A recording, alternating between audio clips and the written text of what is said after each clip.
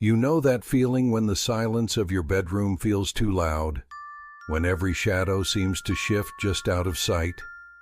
Well, this story begins with that, but it doesn't end there. Because sometimes, the things we're afraid of in the dark aren't just in our heads. There's something about bedtime that makes your imagination run wild.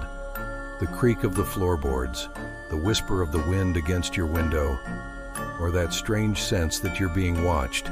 It's the perfect time for a story.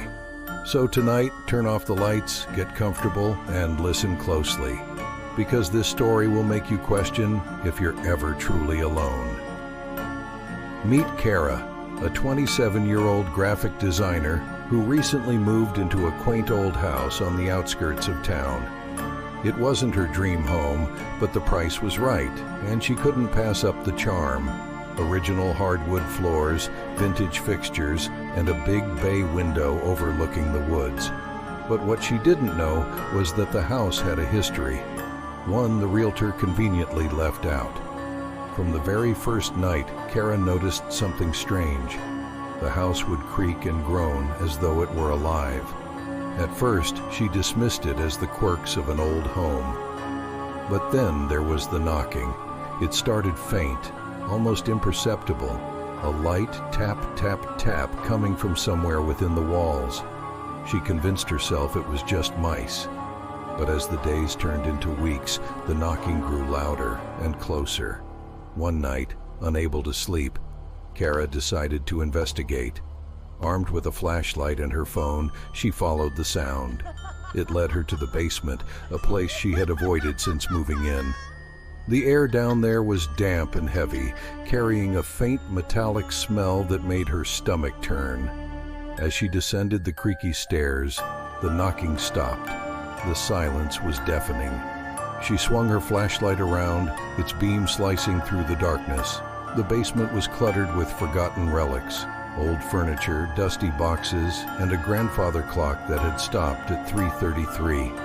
Then she saw it. A small wooden door, barely 4 feet tall, tucked into the corner. It was padlocked and the wood looked ancient, as if it had been there for centuries. The knocking started again, louder this time, coming from behind the door. Heart pounding, Kara retreated upstairs, convincing herself it was just her imagination.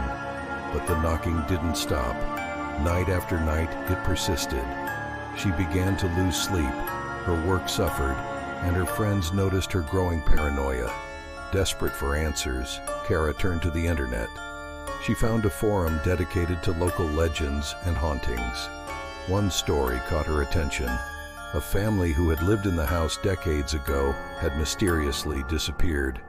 The only clue left behind was a note scrawled on the wall of the basement. "Don't open the door." Despite the warning, Kara's curiosity got the better of her. She bought a bolt cutter and decided to confront whatever was behind that door. It was a stormy night when Kara finally worked up the courage. Rain lashed against the windows and thunder rattled the house. She stood before the door, bolt cutter in hand, her breath shallow and rapid. With a swift motion, she snapped the lock. The sound echoed through the basement. She hesitated, her hand on the doorknob. The knocking had stopped, replaced by an eerie silence. Gathering her courage, she pulled the door open. Inside was a small, pitch-black room. The metallic smell hit her like a wave, making her gag. She shone her flashlight inside and gasped. The walls were covered in scratches, as though someone, or something, had tried to claw their way out. In the center of the room was a small wooden chair, and on it sat a doll. Its porcelain face was cracked, its eyes a piercing blue that seemed to glow in the dim light. Suddenly, the door slammed shut behind her. Kara's flashlight flickered and went out. She fumbled with her phone, trying to use it as a light, but the battery had inexplicably drained. Then she heard it, a low, guttural whisper that seemed to come from all around her. "You shouldn't have opened the door." The next thing Kara knew, she was waking up on the basement floor, the wooden door tightly shut. She scrambled upstairs and called her best friend, sobbing. When her friend arrived, the two of them went back to the basement. But the door was gone. In its place was a solid brick wall, as though it had never existed. Kara moved out the next day, leaving behind the charming old house and all its secrets. She never spoke about what happened that night, but her nightmares told the story. And the house? It's still there, waiting for its next occupant.